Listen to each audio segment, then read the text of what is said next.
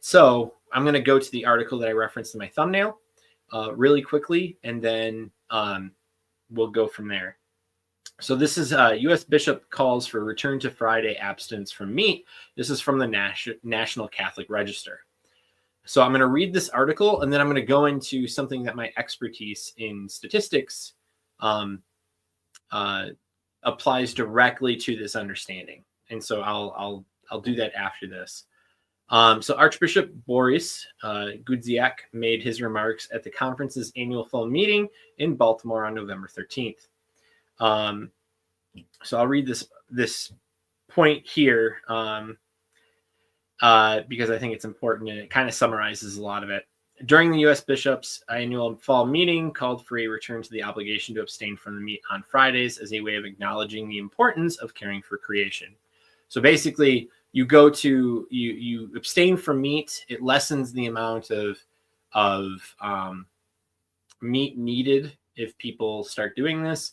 And if you are convinced of the climate change understanding that humans are the cause for the temperature going up and not something like the sun, that then this is a way of reducing that. And so I add all those caveats because I don't want to give the impression that I believe in the human thing, the human influenced being the primary reason. I don't. But this is definitely to play on that mindset. And I think it's a good move because even if we don't, from a climate change perspective, it still holds a lot of weight in terms of like removing, there's less processing of meat. And so it goes into that realm, and that doesn't necessarily go into the CO2 thing, but I am digressing way too much here. But so he's the chairman of the United States Conference of Catholic Bishops Committee on Domestic Justice and Human Development. The committee charged with advancing Catholic social teaching made his remarks at the conference's annual fall meeting in Baltimore on November 13th. Now, how many people would have guessed it came from the committee on advancing Catholic social teaching? Now, I'm not like Catholic social teaching is not a bad thing. It's a good thing. However, there's a lot of people that have a sour taste of it in their mouth because it's been abused in terms of the language, or at least that's how it comes off. And so that is something I think that is very important because, again, so Catholic social teaching is a real thing, and it's a good thing. Now, what is Catholic social teaching? I direct you to go to the primary documents on that one. In 1966, the USCCB, then called the National Catholic Conference of Catholic Bishops, removed the obligation of the faithful to abstain from meat on Fridays, except during Lent. The tradition of fasting on Fridays dates back to the early church, but was codified in canon law in 1917. So that's what I was referring to earlier.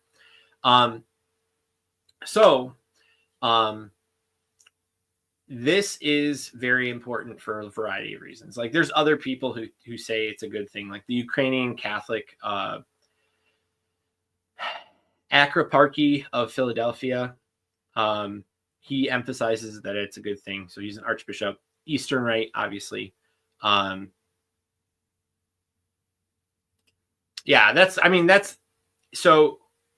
the argument. And that's the argument for if you believe that way. I think that's a good way to go. If that's, again, what you believe. It's not necessarily the best way, but I'll tell you the best way. Well, not the best way, but I'll tell you something that's important. So he noted in 2011, the Catholic bishops of England and Wales introduced the pre-Vatican II practice inspired by a pastoral visit of England by Pope Benedict XVI, who had said that he's going to be the green pope on the basis of the importance of caring for creation. So this would also bring us closer to our Eastern brothers. So I live in the Archdiocese of Detroit. We have a ridiculous amount of Eastern Rite Catholics.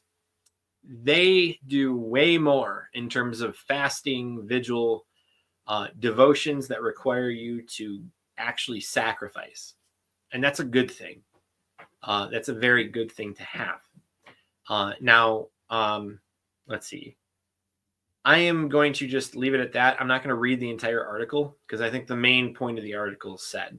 I don't. There's half of the article still, but please go to it because this is. I'm not here to just read off National Catholic Registers. Please go help them with their ad money and all that other fun stuff.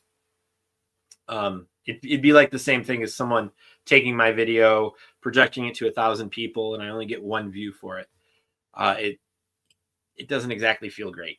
So please go to the National Catholic Register to help them out. So here's my thing. So my hair is like really distracting today, but that's okay. It's just pointing to the one saint statue and one venerable statue right there. So here's the thing that I'm going to take from this, and I want to share. And so I once ran for office. I ran for state representative in a while ago. I'll say a while ago, over a decade, a little over a decade ago. And I also work in statistics, and I worked for marketing firms and helped them with their marketing and their propensity scores and their touching of people in terms of like who they're contacting. In both realms, you have this idea that the more you touch someone, that is to say, they see a pamphlet, they see an impression, they get an email, they get something hung on the door, that is a positive thing. And that for politics, you strive to do that at minimum 3 and at about maximum 7 to 10. And so there is such a thing as oversaturating on that. Like, people just end up throwing it away. But there's also a difference between that and like it draws you in a particular way.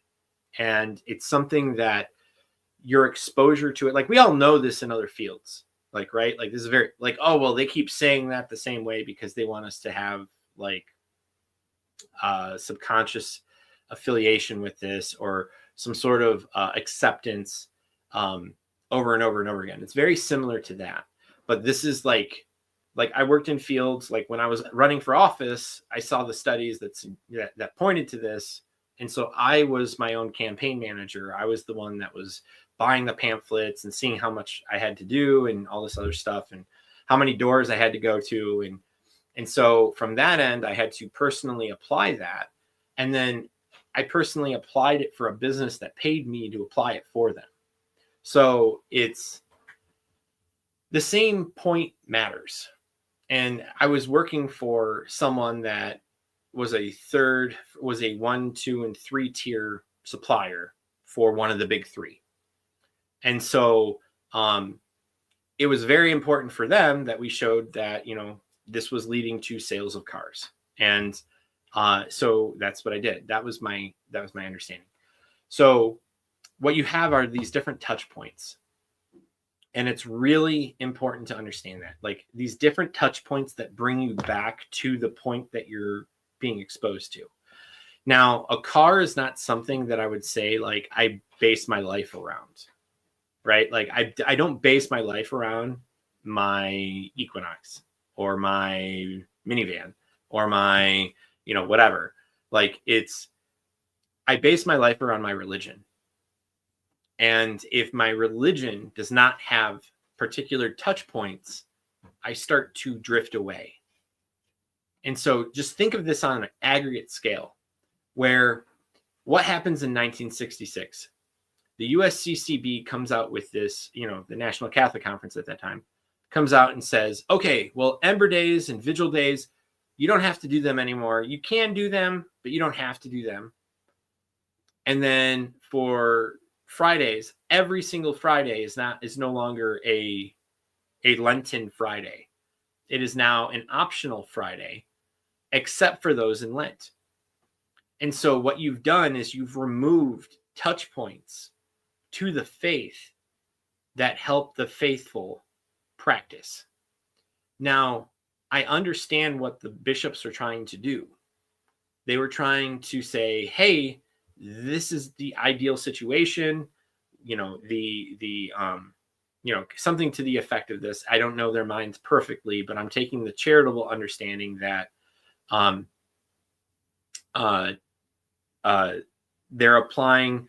We assume the faithful want to freely do this to practice the faith.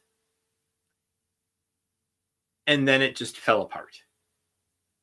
Like, the assumption on their part is that they expected the children to be really good.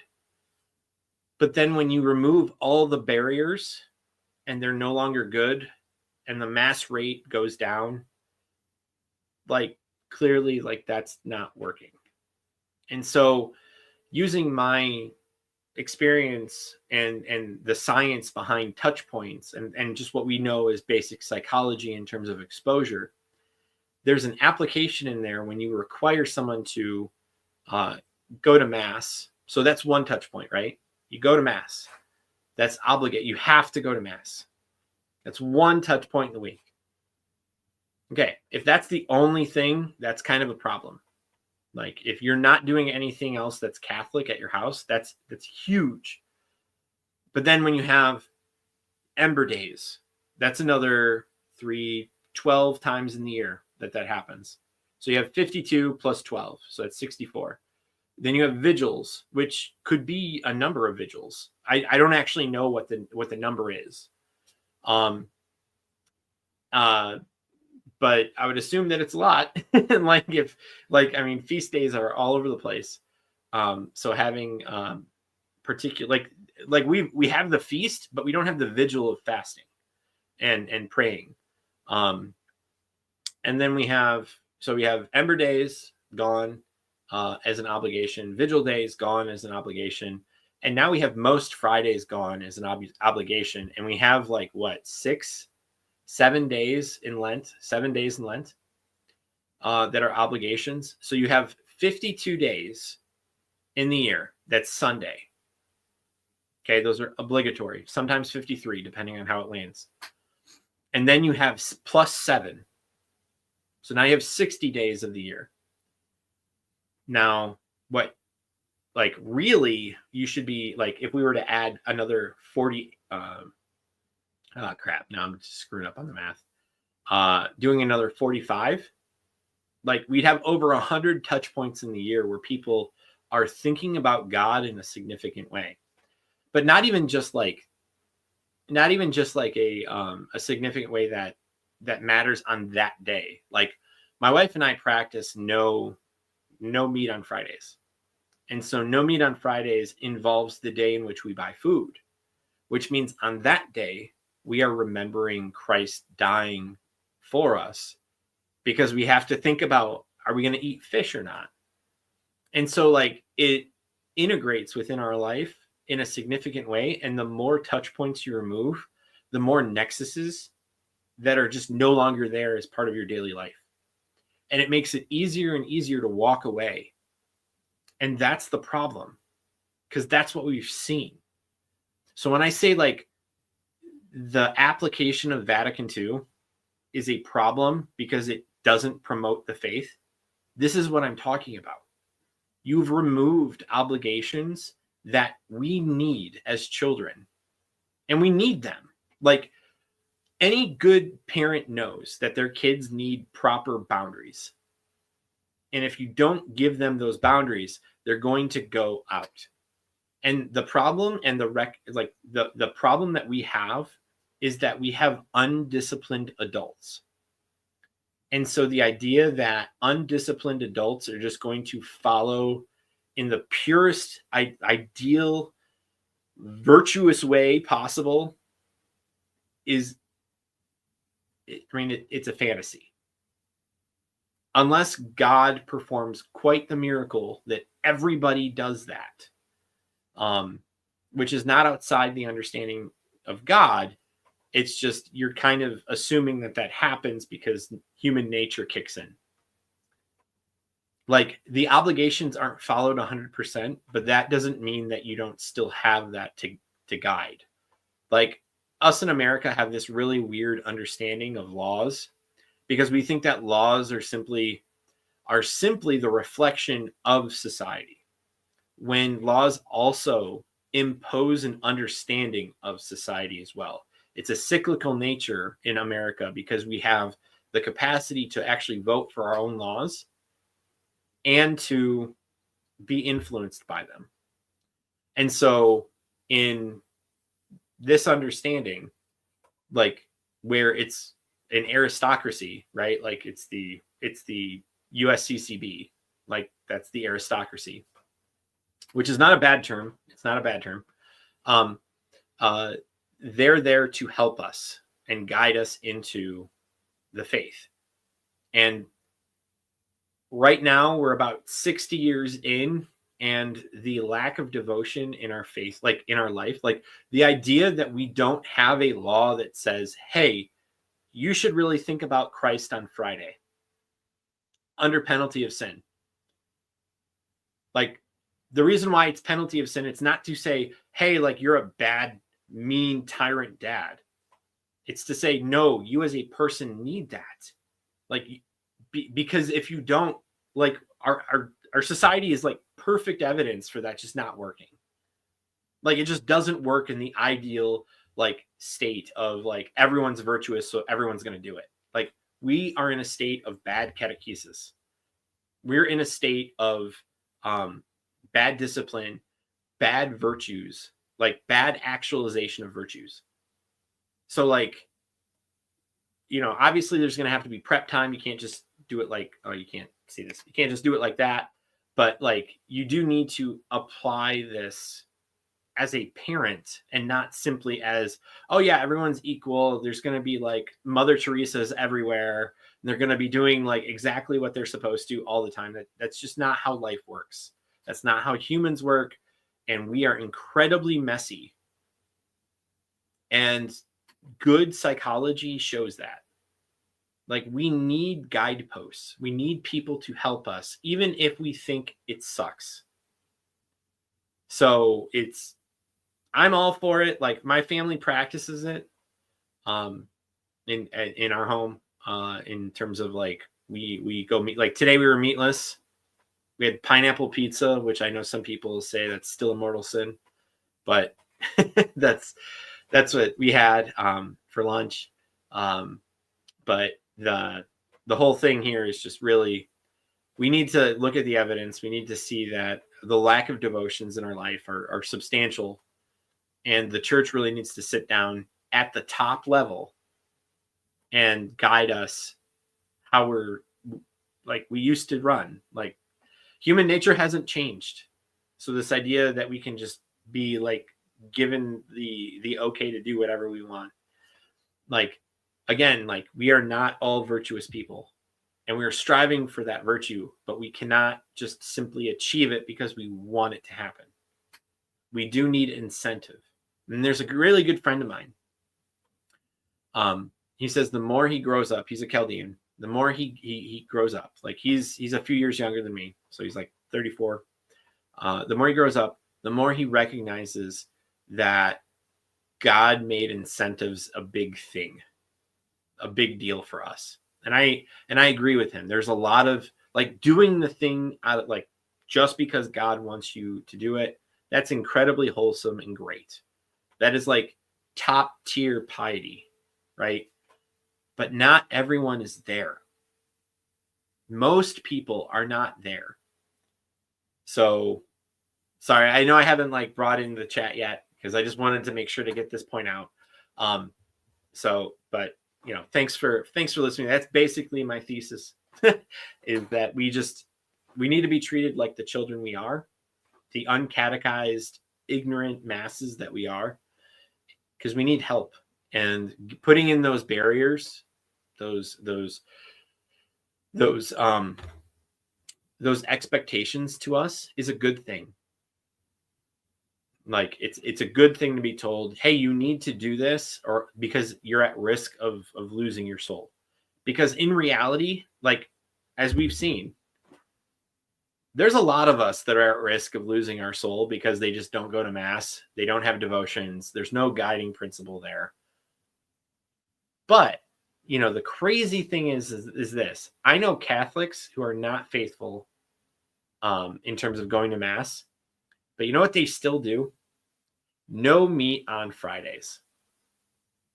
And I think that's a great indicator that that is something that even the people who do not believe or going every Sunday, they hang on to something that, like, it's like it's like they're still trying to hold on to what's been given to them, even though it may be like horrendous catechesis. And like, yeah, they're not going every Sunday to mass, but you know what? Like, the fact that they do that, like, is not necessarily a bad thing.